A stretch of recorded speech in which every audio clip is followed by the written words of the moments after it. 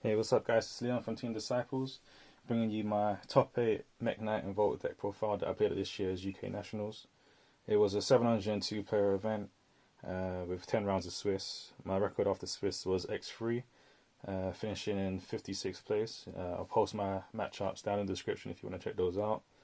It was an amazing weekend, did way better than I could have imagined, especially since I didn't test that much.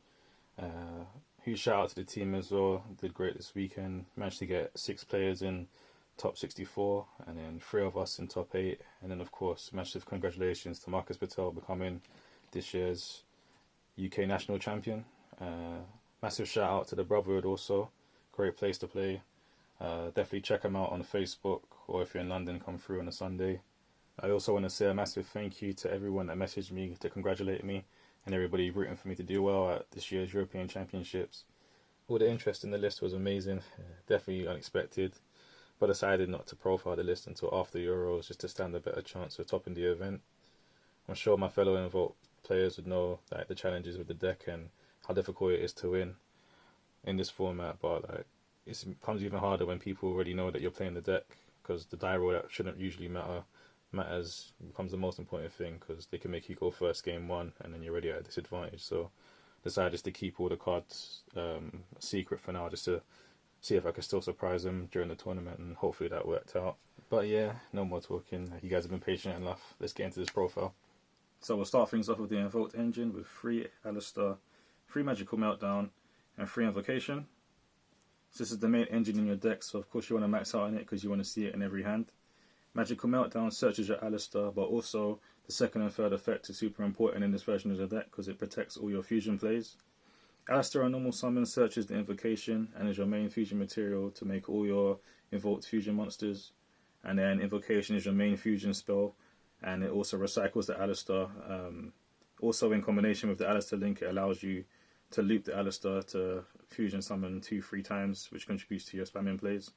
I decided not to play Book of the Law because it doesn't do anything on its own, which contributes to brick hands, and at least if you draw Invocation on its own without Alistair, you've got enough special summon engines in the deck to be able to make the Alistair link, and then once you've linked it away, use it as fusion materials from the graveyard to still make your invoke fusions. Also, I never found much benefit in searching Book of the Law.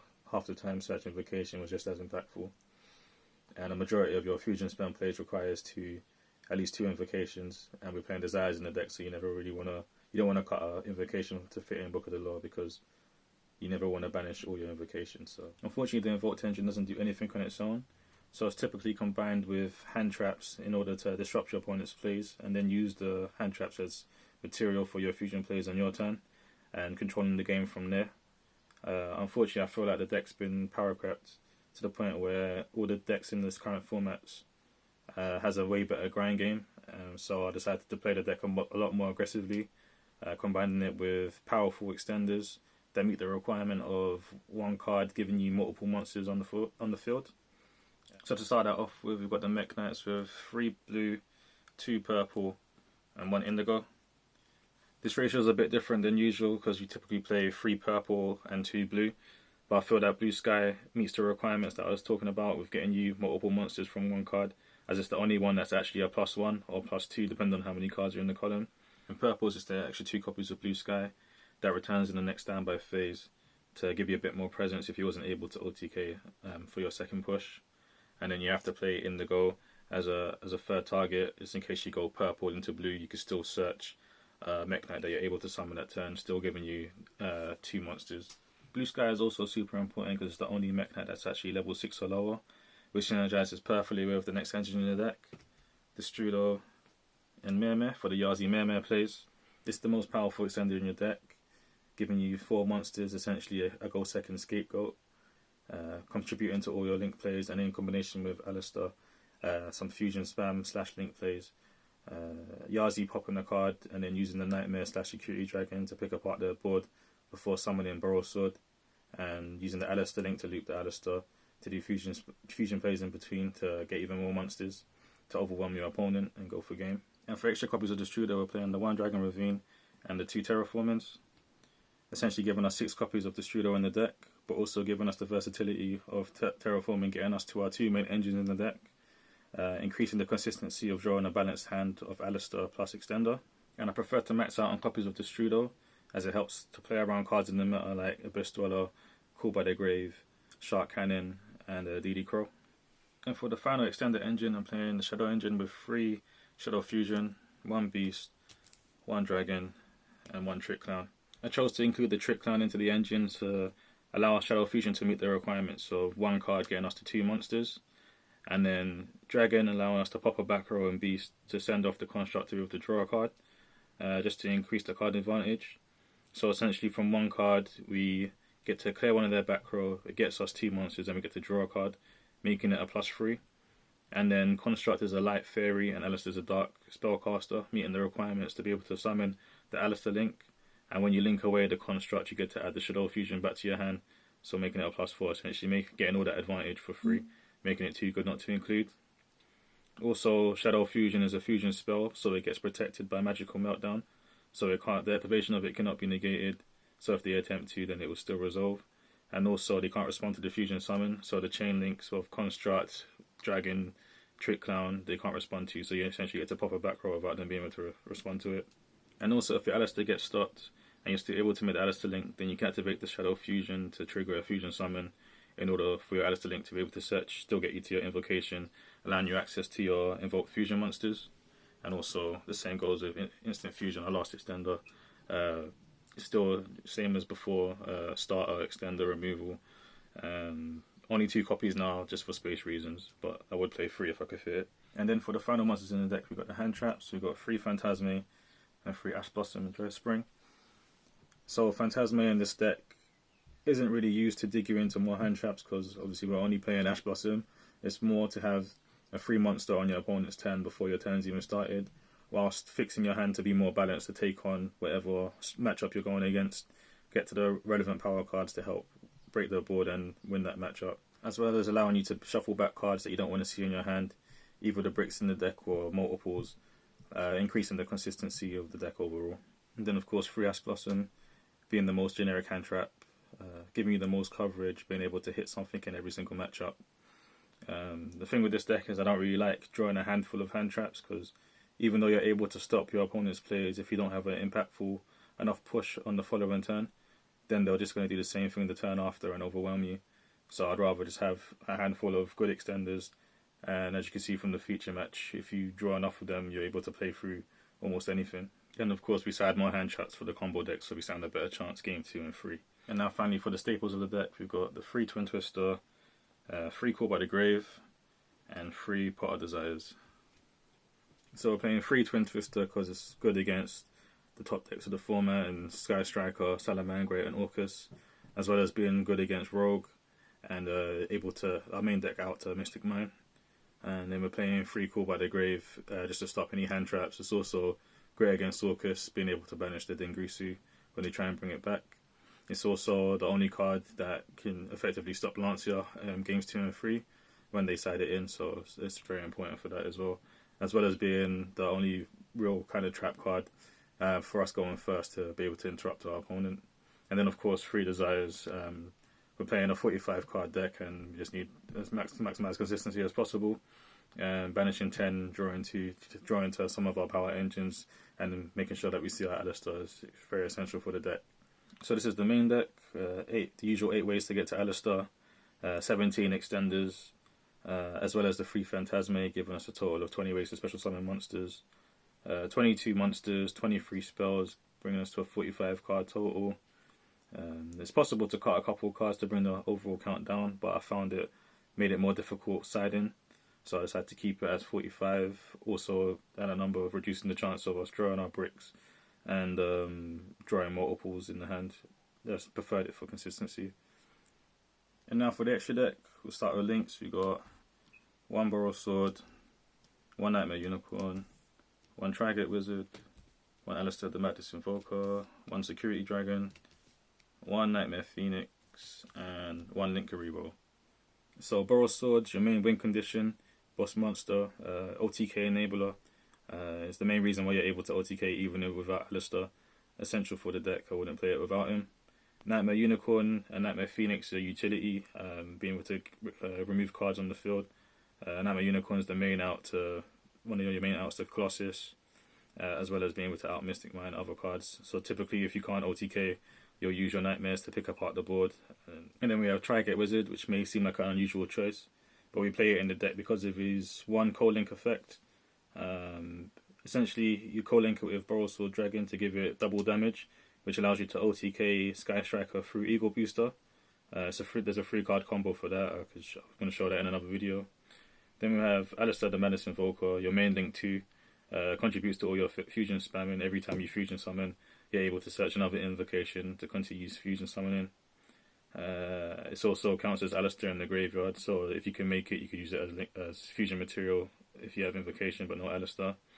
And then we got Security Dragon and Link Karibo. These are mainly for your Mare plays, as well as Security Dragon as being a generic link 2 that points down. When Security Dragon's co-linked, it's able to bounce a monster on your opponent's side of the field, which is great for removing Colossus and other monsters as well as being a light, so it gives you easy access to Mekka-Ball. And then Nightmare Phoenix pots back row. It's also a fire for Purgatrio. And Link Karibo is essential for your Mare plays since all the tokens are level 1 water worms, so you can turn the token into Link Karibo. And then because Link Karibo is a Dark Cyber, she could use itself and the token to make the Alistair link, as well as being able to tribute a token from grave to bring itself back, enabling you to have an effect monster to go into your Borrelsword with. And then for fusions, we have the 1 Shadow Construct, 2 Invoke Mekka-Ball, 1 Purgatrio, 1 Raijin, 1 Kaliga, and 1 Thousand Eyes Restrict. First up, we've got El Shadow Construct, which is our main Shadow fusion target, able to send another Shadow card to grave for additional Shadow effects to maximize advantage.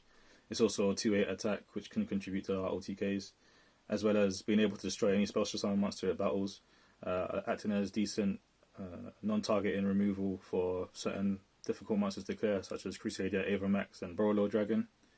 Next up is Invoke Mekka-Ball. He's able to negate and banish any spell, trap, or monster by discarding a card of the same type. Can come in handy for negating hand traps from disrupting your plays when you're trying to make your pushes, as well as very effective when your opponent's low on resources to stop them from coming back.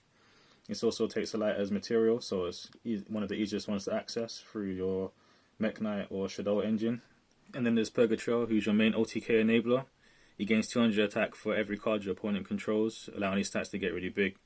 And is also able to attack every single monster your opponent controls and deal piercing damage, which is the reason why we're able to OTK through any size board. It also takes a fire as material, so it makes it very effective in the Salamangreat and Pendulum matchup because they always have Electromite engrave. And then we have Invoke Raijin, which is one of our main instant fusion targets. It's able to flip a monster on the field face down, and it's also a Wind Warrior, so you're able to link it away with Alistair in order to make the Alistair link. And then Invoke Kaliga.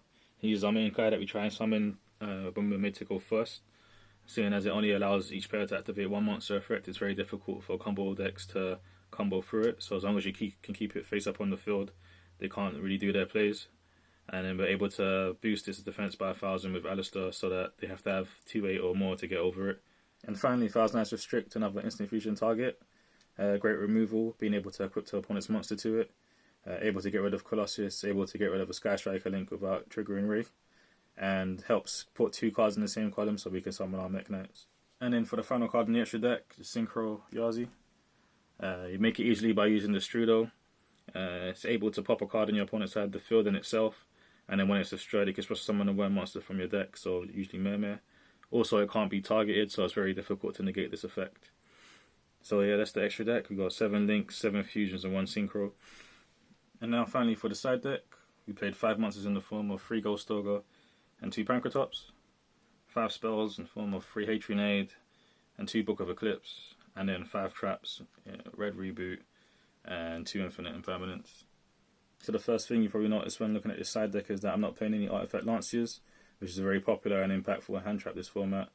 Although the side deck space is extremely tight, so one of my main things that I wanted to do was have maximum coverage. So I opted to go for Ghost Ogre, since it hits both the Thunder Dragon and Pendulum matchup, and is impactful against any combo deck playing the Guard Dragon combo. Then I went for Dino Wrestler Pankratops as my main choice for against Rogue, and it's also good against combo decks as well, just as an option to help pick apart the board. Hatrinade is effective against Sky Striker, being able to just clear all their sets so that you know that your main interruption that you're going to have to play through is hand traps.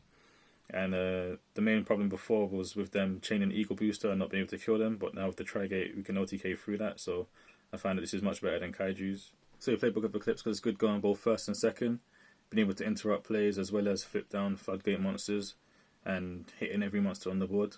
And then 3 red reboot for all the rogue trap decks, as well as Salamangreat and Orcust, who are able to search trap cards as some of the main pieces of interruption, being able to turn all those trap cards off and then just focus on breaking the board.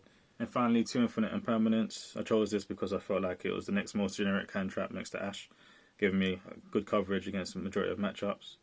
Not only being able to negate monster effects, but being able to negate floodgates by setting it in the same column. By looking at the main deck, you can see that it's very meta-focused, with the Shadow Fusions and the Phantasmes, which can be very dead against Rogue. So I wanted to make sure I had the subsequent amount of cards to decide in when games 2 and 3, when taking out those dead cards, to make us fare better in the matchup overall. So that brings us to the end of the deck profile, guys. Thanks for watching. Hopefully you enjoyed the profile. If you did, leave a like.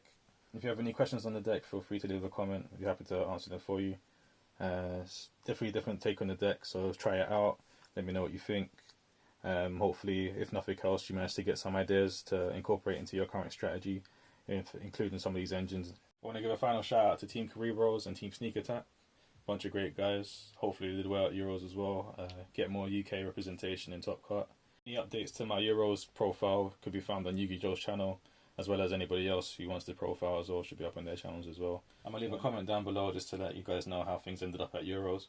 And be sure to subscribe. I'm going to be releasing a couple more videos on the deck. I'm going to release a combo video, like 2 3-card combos, Alistair plus Extender from each engine, just to show how to put 8,000 damage on board, as well as the Tri-Gate Borrowsword OTK through Eagle Booster, which is really important to know for the Sky Striker matchup. And then another video on key interactions and rulings for the deck. Just key things you should know, just to help you fare better against the meta and catch people by surprise, etc. So yeah, if you think that's going to help, then just definitely stay tuned for that. And thanks for watching.